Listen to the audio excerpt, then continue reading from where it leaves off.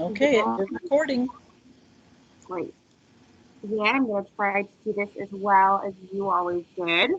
But we will go ahead and call the meeting to order and begin with roll call of the members. And I will start with myself. Stephanie here.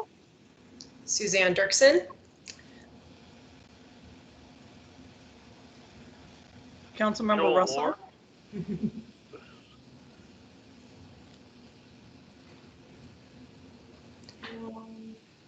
Anyone else that we need to call out? Staff members, Jenny Nolan. Sean Lewis. Councilmember Rita Russell. Excellent. And can I get a motion to approve the minutes from the last meeting? I move to approve. And a second? Second. Wonderful. Approve the meetings or the minutes from our last meeting. All right, so we can go ahead and move into our agenda. Hopefully everyone has that pulled up, but want to discuss business that we have for this meeting, which starts with a debrief of the annual report review, which was presented to council on August 10th. So just want to open up the floor if anyone has any thoughts about how that went. I'll chime in. I think it went really well, maybe because we needed to be swift.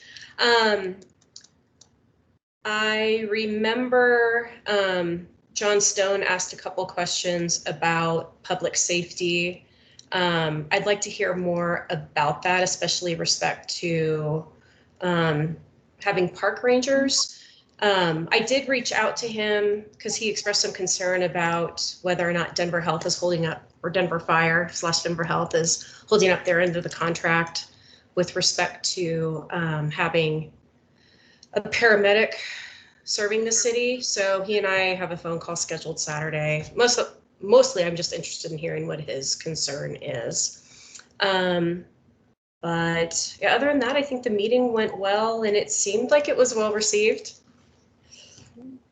And I just started listening to the last night's study session. I'm about an hour into it. I haven't listened to the whole thing yet. Go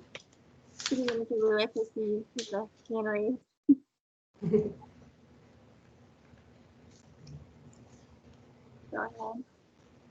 I'm sorry, I can't hear. Chelsea, I can't hear you really. I'm so sorry. For some reason, this only happens on Microsoft Meetings. It doesn't happen in Zoom. Sometimes I'm a little muffled. Can you hear me any better? It's a little better closer to the monitor, it sounds like. The mic. I apologize. I'm not sure. And that's pretty good now. Okay. Just hold it very close. Who did you call on? Was that me? Yeah, I just thought you had your hand. Great. Yes. Thank you. Well, to Suzanne's question, I just wanted to give you an update, and I think I've already given John, yes, I have, John Stone this update. But to the question that he asked at council meeting, he, like Chief Collins and I, all, when we were looking at the Denver Fire contract, thought that it was possible, based on the language of that contract that says Denver residents will, Inglewood residents will get exactly the same fire and paramedic services equal or better than Denver, that maybe we qualified for this STAR program that that they launched in Denver that has a paramedic, couple of kind of paramedic types that go out and help people, you know, that maybe are having a health problem, but it doesn't require police, and you know, it might be a homeless person, it could be anyone. But in looking further into that, we learned that it was actually a citizen initiative that the city of Denver residents passed that gave about 18 million or something to create a pilot program for that STAR program. So we're pretty confident now, knowing that the city of Denver will push back pretty hard and say we are not extending that service to Inglewood residents because your folks aren't paying into it. It was a special allocation for that Denver is paying for. So that's going to answer that question, I think, Suzanne. Yeah. So thanks.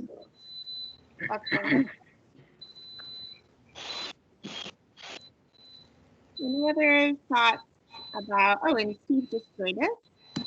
Steve. Any other thoughts Hi, about the report? We're just going over the report presentation. Any other thoughts? Hi, this is Joel joining by phone. First off, thank you and Suzanne both so much for doing the presentation, and Steve for handling the rationing and sliding part of it. I thought that it went really well, and I thought that it was well received, and people were open to everything that was in it, more or less. I want to apologize for my part. The bit about the food trucks, I think when we had someone in and had that discussion was prior to the action that the city council took, and so I'm happy to hear that, and I appreciate Jenny passing along the additional information around that city council action. And Sean, thank you for the information about the Denver Fire Program. Do you know how much what was it a tax assessment, or like how was Denver paying into that?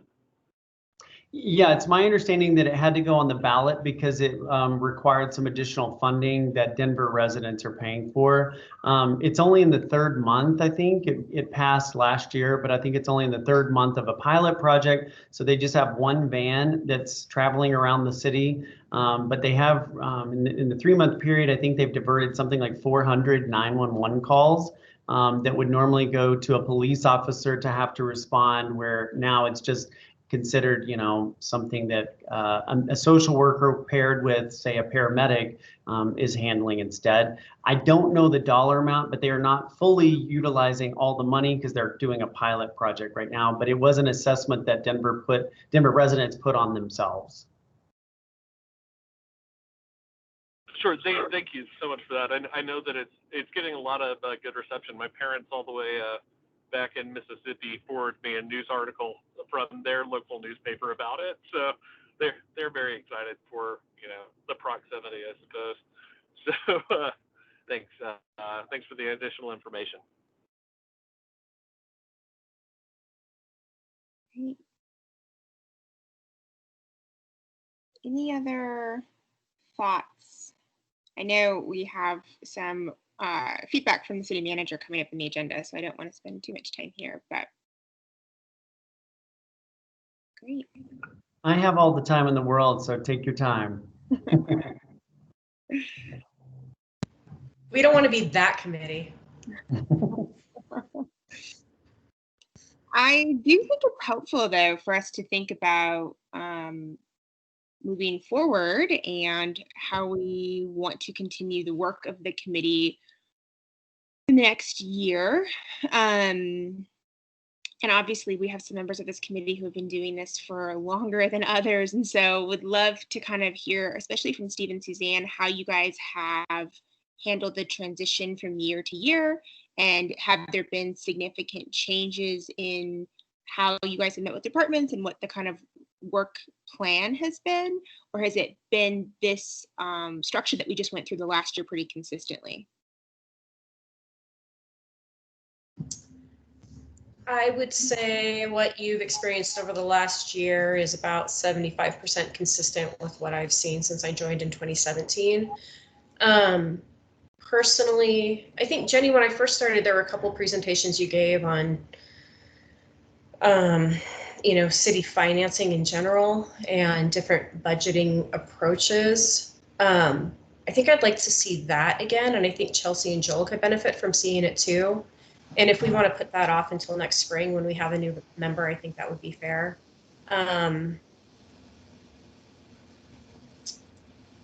Those are the two thoughts that quickly came to mind as you were asking that, Chelsea. Not helpful. So the new member process, I know that with Donna stepping down, we just return to the normal spring cycle, or is there any sort of like ad hoc appointment process, or what should we expect as far as that? As I understood it, we will just have a new member join us with the next cycle. No ad hoc additions. Cool. Thank you.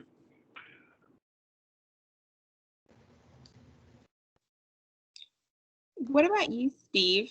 Do you have any thoughts from your time on the committee about other ways you've seen it work or anything else that you think that you've seen before that would be helpful for us in the coming year?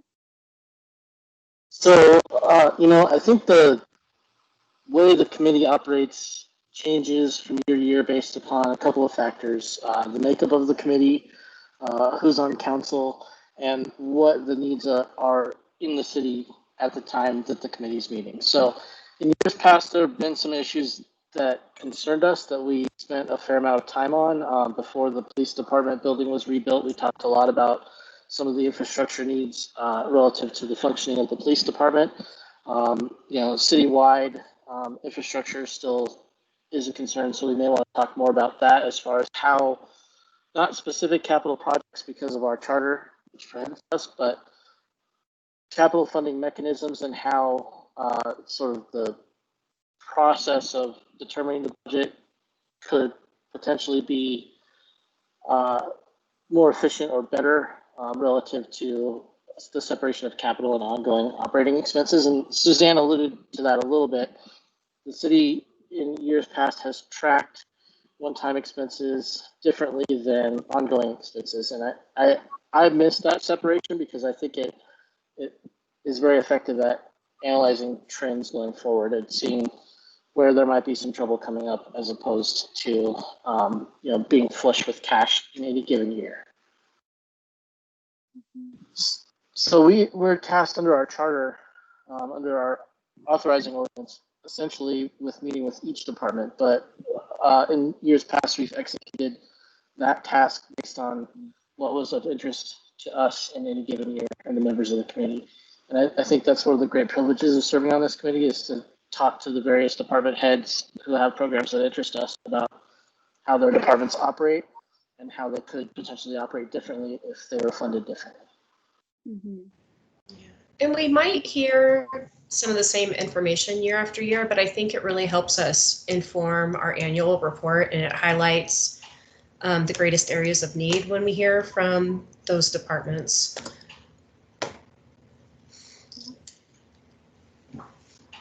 Yeah, I really enjoyed hearing from each of the departments, and obviously in the charter we need to continue doing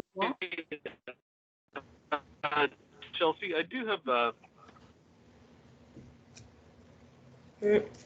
Can't hear you, Joel. Go ahead, Joel. Oh, I'm sorry. Everybody's break. Anyways, I apologize for calling in my phone. I'd be curious to have some more information about any sort of initiatives that are going on the ballot for the city or county in November, and just for personal information and to help inform our work moving forward. I wonder if there's some way to have a brief presentation on that at an upcoming meeting. Yeah, that's interesting. I'm not sure who would do that. Does anyone have any insight? And I'm sorry I missed it. What was he suggesting? A presentation on ballot initiatives. I'm assuming ones that have to do with budgetary issues or allocations that are going to be coming up on the November ballot. Information on that. Yeah, I was thinking like both City of Inglewood and Arapahoe County, if there are any sort of revenue raising initiatives or anything that or bonding that might be relevant to us for the next year. So this actually falls pretty close to my wheelhouse as far as what my day job is. And for city stuff, the clerk is going to know because council is going to refer to the ballot, and the clerk is responsible for certifying the ballot content to the county. For county stuff, it would be the county clerk that would be handling that. So perhaps we can make a request of staff to contact the county and find out if there's anything pending for November relative to the county financing scheme. Can I weigh in?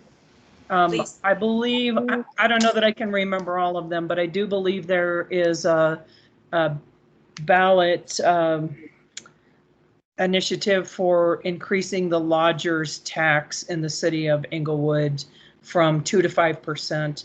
I believe that the finance department and Director Sabata would talk about that. I do think there is another one or two. I don't remember off the top of my head what they are.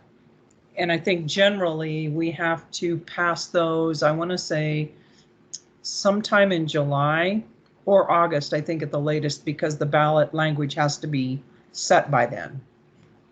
So I think not only would the clerk know, city manager or the finance department would know the answer to that question. That's really helpful. Do we think that it would be realistic and possible to maybe have this be something we would focus on in our September meeting? Since ballot language should be set by then. You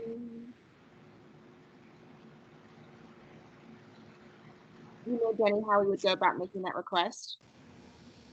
I can definitely reach out to the city clerk's office.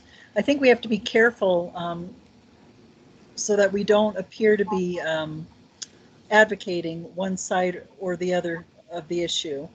We could probably provide just a FAQ sheet that's given to the Arapahoe County office. And I'm sure we could also ask the Arapahoe County clerk for the same information and provide that. But I think you have to be very careful. And that Steve can speak to that more. Yeah, I was just going to point that out, Jenny. Thanks for it occurred to me as we were having this discussion. There's a fine line to be tread there, particularly with staff resources. As citizens, I think, and as a citizen board, we have some privileges that might not be extended to the staff that are on the board relative to discussing these things. But if we cross the line into advocacy because we use city resources to conduct our meetings, there is some pretty legal hot water there that legal and ethical boundaries that we simply just don't really want to even try to dance it. Sure. I think I absolutely understand that, and I appreciate the concern on that. I think I was more hoping for like a verbal blue book type situation of what we can look forward to in the coming months, and so that we could contemplate one way or the other. And I do understand the city resources aspect of it, and so maybe if it's possible to do just a one-pager on any sort of upcoming issues or upcoming ballot initiatives, just with the ballot language, that would be helpful. Yeah, and this is Sean. I can just jump in and mention that we are working on a couple of fact sheets, if you will, similar to I think what Joel is talking about, that can be provided to the public, just giving them really both sides of an issue. And so the Fair Campaign Practice Act doesn't disallow any city employee or city board or city council members from presenting information as long as they're giving both sides and are not advocating one side or another. So we want to have an educated public that can make good decisions when they vote. It's just a matter of we have to be very careful that we're giving both sides of an issue for the for and against. So we're working on some things, at least for the DDA and the hotel occupancy tax and some of those issues. And so we'll be glad to share those as soon as we get them. Is that something you all want for your next board meeting? Is that what you're thinking, Joel? That sounds wonderful, and that would be extraordinarily helpful. I don't know what sort of timetable you guys are on, but I wouldn't, I wouldn't push it to the top of the priority list for this meeting, but I assume you guys are working on sort of a short timeline for November. Right. Yeah, I think we can do that. Be a good deadline for us. I'm sure they'll be out before then anyway, so. Okay. That would be great. Thank you, Sean. Great. Do we want to talk about, as we bring in the different departments, both the schedule that they are brought in on, I'm not sure who set the schedule last year, as well as the questions that we asked them. And do we want to change any of the questions that we ask for the coming year? I know last year it was, what would you do with a little bit more? I think it was a 10% increase and a 10% cut, those kinds of things.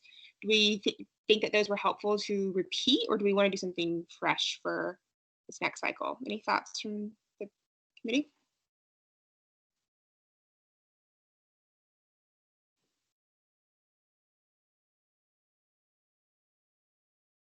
So I particularly like the question, what could you do if you had more money? because that kind of helps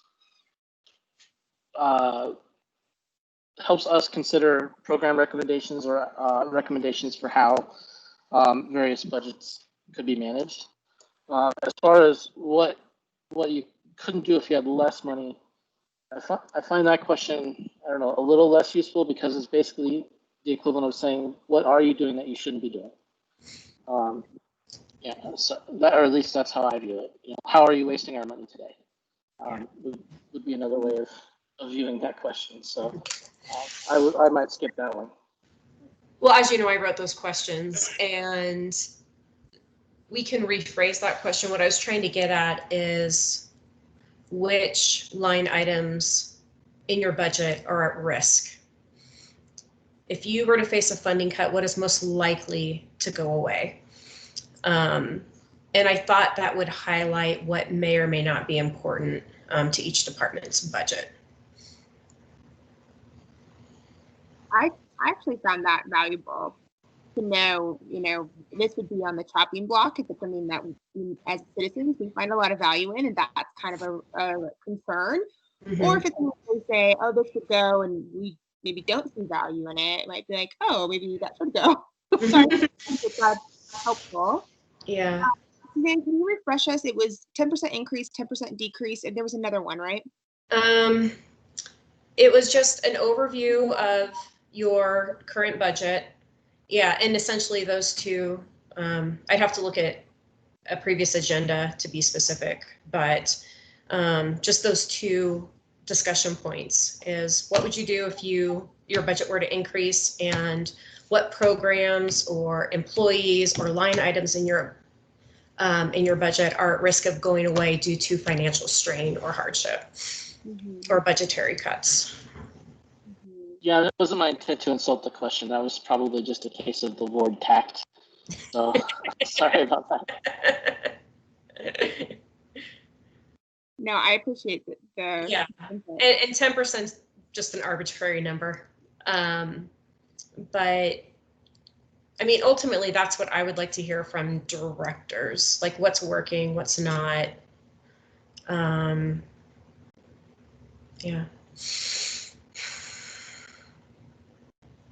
Okay. Any other thoughts from you, Joel, about what would be helpful to hear from department leads?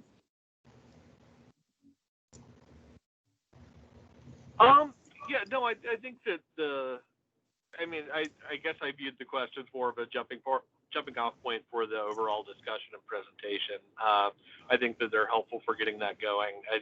I don't necessarily remember anybody spelling out how 10% would be cut, but I think that's fine also.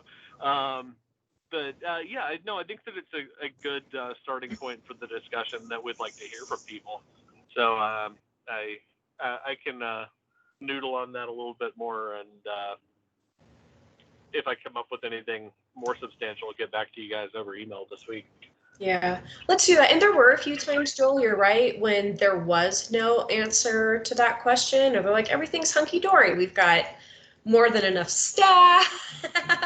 We have all the resources we need. And then we hear from other departments that there's much more strain. So I found it enlightening. Great.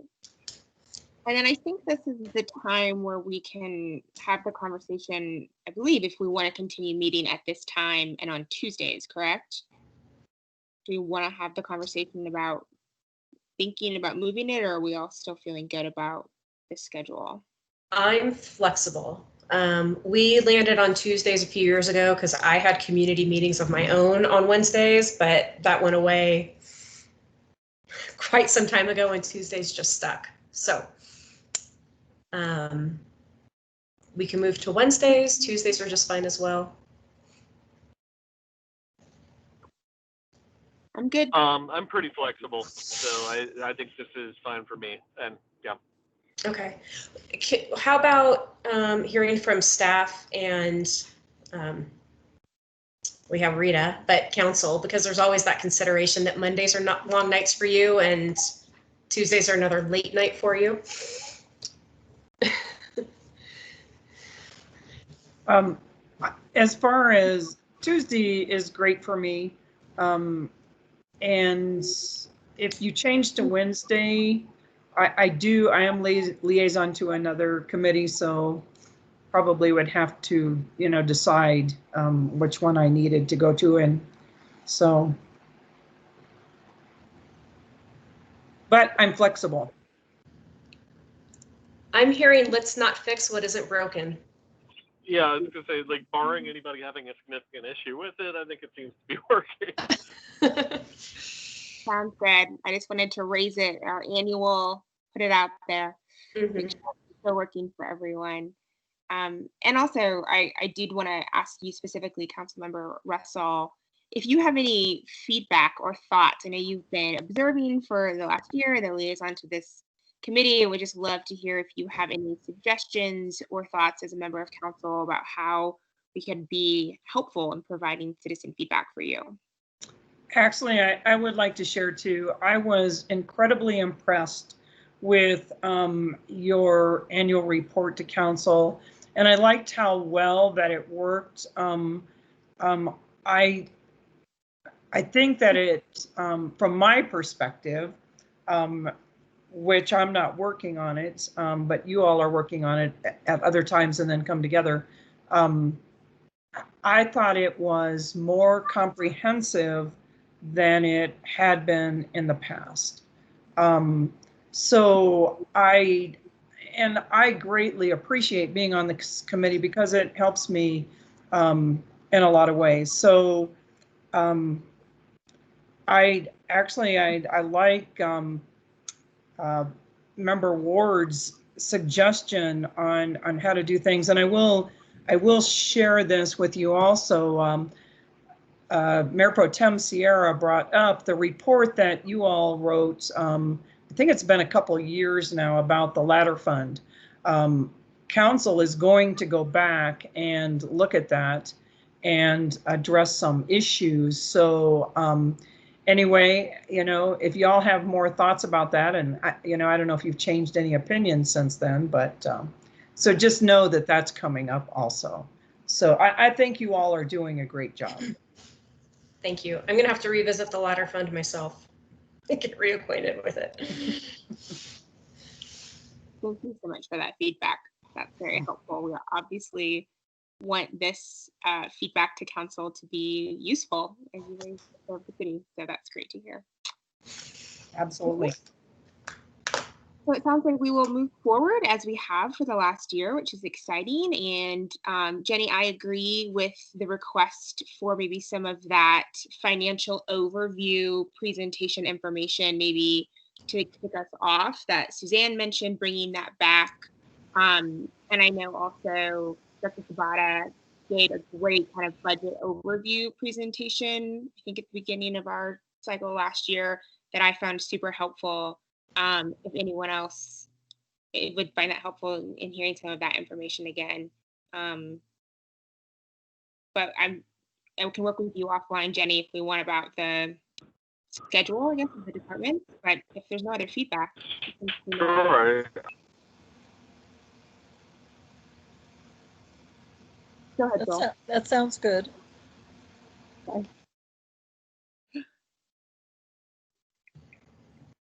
Okay, then let's go ahead and move on to City Manager's Choice. All right, thank you, everybody. I'm actually here. I'm going to blame Steve, or rather give him credit. After you guys presented to City Council the other night, he and I he said some things, and I kind of wanted to understand where his head was at, and I think he was saying some things that I've been thinking about, and many of which I've talked to Maria and Jenny about. So I thought I would just come to you. But before I kind of get into that, I do want to just echo the comments that Rita made about the presentation, about the report. I've actually never worked with a group like a budget advisory committee that's made up of citizens, and I thought, ooh, how is this going to work? But I actually think there's a tremendous value in the different perspective that you guys bring. and looking at things differently, and just, you know, the fact that we have a citizen committee that's looking at these things. You know, you started talking a little bit about your food trucks. I would just say, don't back off of that. There are plenty of areas for that and many other processes within the city to be improved upon. So just because it hasn't been talked about, we haven't had mass complaints in the last couple of years, doesn't mean it's not still a huge need out there among many processes that could be improved. So that and many others of your recommendations, I think, have been very instructive. What I called Steve about to kind of make sure I heard him and understood him right was when he was talking about the unassigned fund balance, he mentioned that I think, and I don't want to put words in your mouth, Steve, but that, you know, some portion of that carryover that, you know, really has created this very large $21 million fund balance, that, you know, the carryovers that for many years have been put into that fund, that some portion of those could be in years that we have a carryover, could be put towards capital automatically. You know, I do think that we would want to give City Council the authority to pull back and say, no, not this year, we're not going to put that in. But I think having some sort of policy that allows us to, you know, say, okay, we've got 2 million, for instance. I think Maria or Jenny, correct me if I'm wrong, last year I think we put 2 million, over 2 million into the unassigned fund balance. Is that correct? I'm going to take a stretch and say that that is pretty close to correct. Yeah, I think it was around $2 million. So for instance, if there was some policy that what it was that I think Steve was looking at, that this committee might be willing to dig into and help council kind of create, I think it would be very beneficial to have such a consideration. And when I talked to Steve, I think that is what he was saying. Along the same lines, you know, if there was some percentage that, again, ultimately the control of that went to council. But if we had this carryover, another thing that I noticed this year that I found problematic, and Councilmember Russell, I'd like your feedback on this too, but we actually had to put a couple of things in our budget this year that we just didn't have time to complete. They were underway, but we didn't have time to complete. So we had to actually re-budget for them in 2021. And it's frankly, I think it lacks transparency in that it's just a shell game where we're moving money out of the unassigned fund balance because this year, you know, we have a deficit. So we're having to move money out of the unassigned fund balance to fund things that were already in 2020 that we actually have the money if we had the ability to have some sort of carryover. And so Steve kind of hit on some of that too. And in talking to him, he suggested that I come to you all and just suggest that if you all had an interest in coming up with some thoughts and guidelines around that, that could really advise City Council as well as our, you know, our legal department and finance department that would help craft some sort of policy, I think that would be very good. Again, I would say we still need to keep all of that under the control of City Council, in that they would have to approve any carryover recommendations that I would make, you know, vis-a-vis the departments. So, you know, in this case, one of the cases that happened this year was our communications department had in their budget funds for a website overhaul, and they had achieved some savings earlier in the year that allowed them to fully fund that in 2020. Well, our consultant who's doing the website said, oh, we cannot get this done by December 31st, but we can get, I don't know, half of it done, I think it was. And so the other half's going to be in 2021. I feel like it would be more transparent to the public if we were able to take, you know, a group of things like that to council each year and say, we've got the money in the budget to carry this over into 2021 without having to come to the unassigned fund balance or put it in as a new request in the following year when it's not a new request at all. So that would be my just thoughts, that if you all had thoughts on that, if you thought that was something that could be helpful, certainly staff would be willing to, you know, support you however we could in developing such a policy. Ultimately, both of those would be, you know, the decision of the City Council and their financial policies.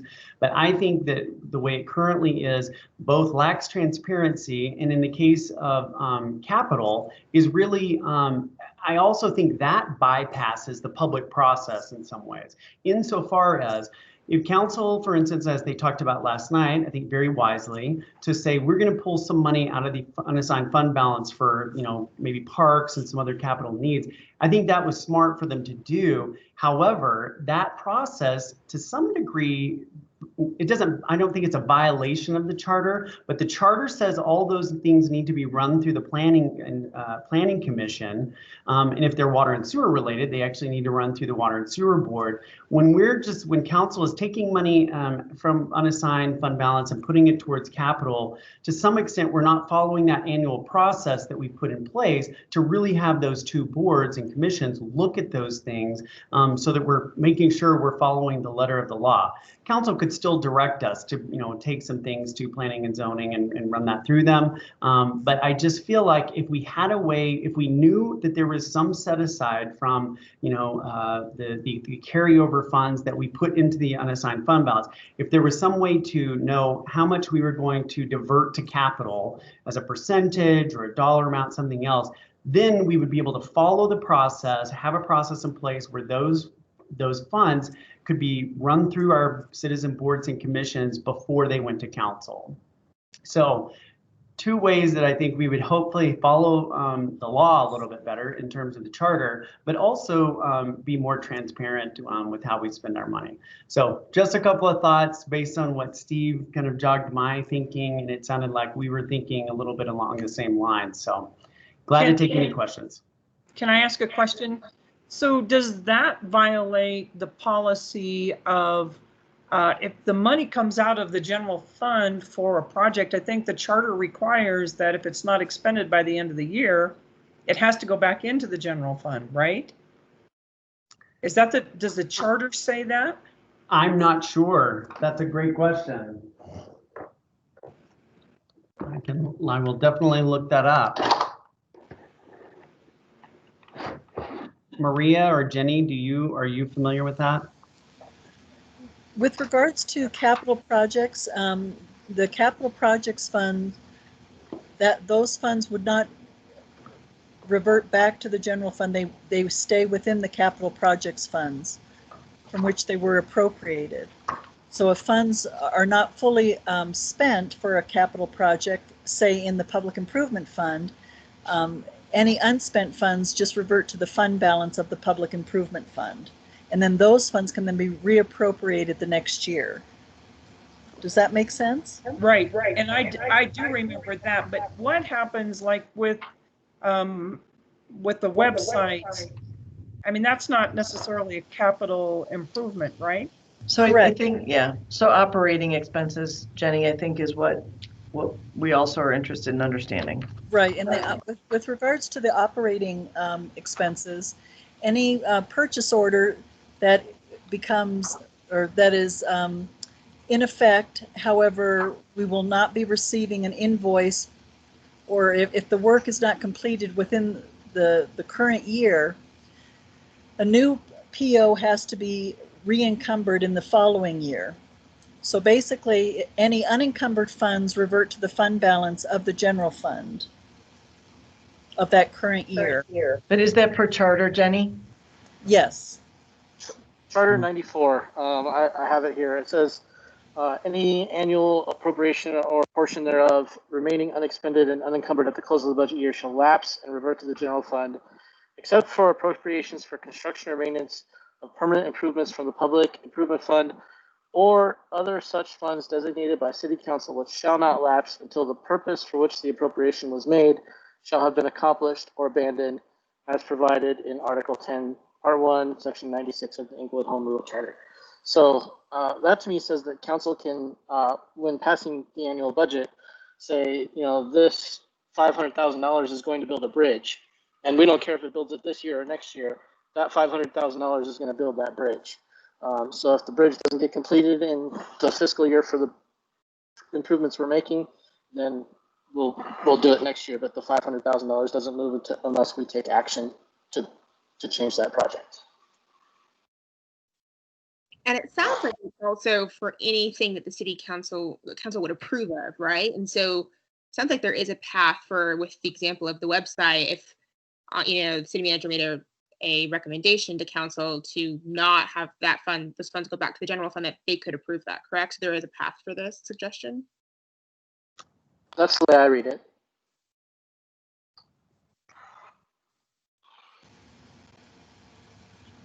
And maybe Jenny, you can chime in terms of just how we've interpreted this in the past.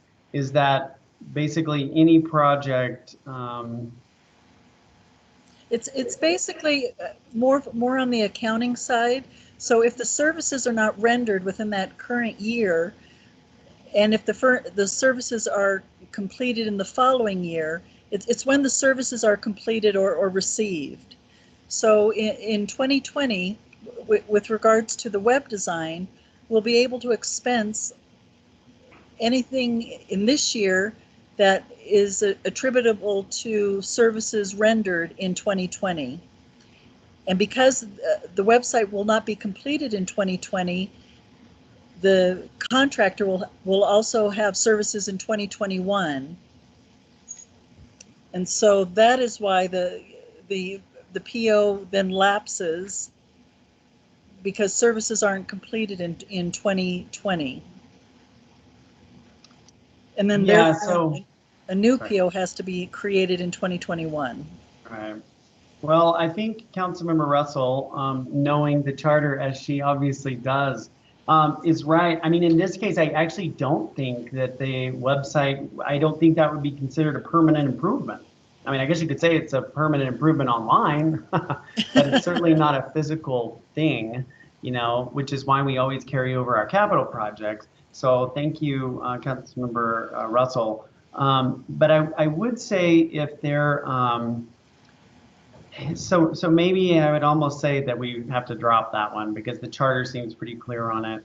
But on the capital side, I think that if there was some percentage that if you guys wanted a dollar amount or percentage or something that would automatically be transferred into the capital fund with council approval at the end of the year when we close the books for a fiscal year, that would actually, because capital projects are listed here in this Article 94, I don't think that would be a violation of the charter.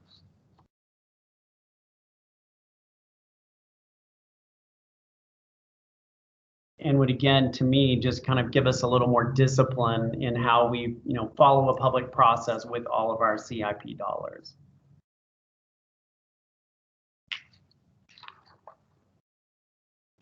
So that's all I had. Any other questions for me?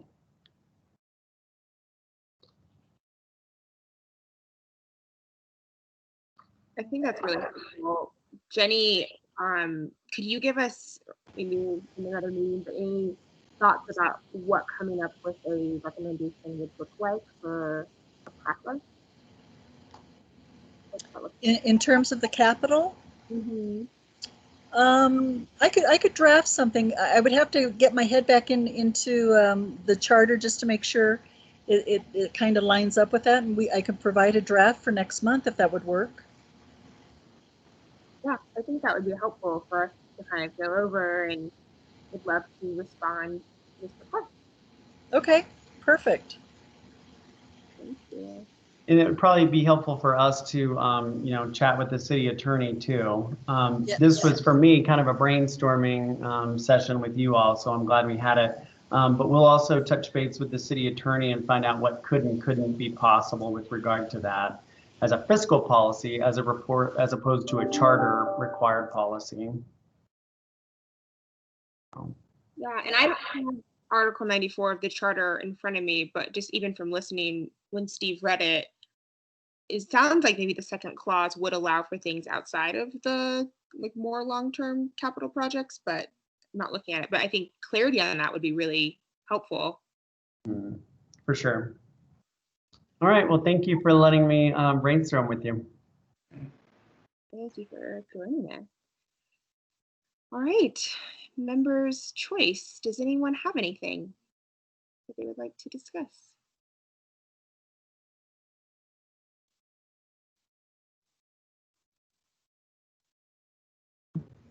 I have nothing. I think I exerted all of my budget advisory advisory committee brain cells on the annual report. Yeah, I think we need some like fresh presentations, some fresh input, and be thinking about next year. But that is awesome. Jenny, you and I can touch base offline about scheduling our next presenters. If anyone has input on that, please let me know. And otherwise, I think we can adjourn. Thank you, everyone. Have a great night.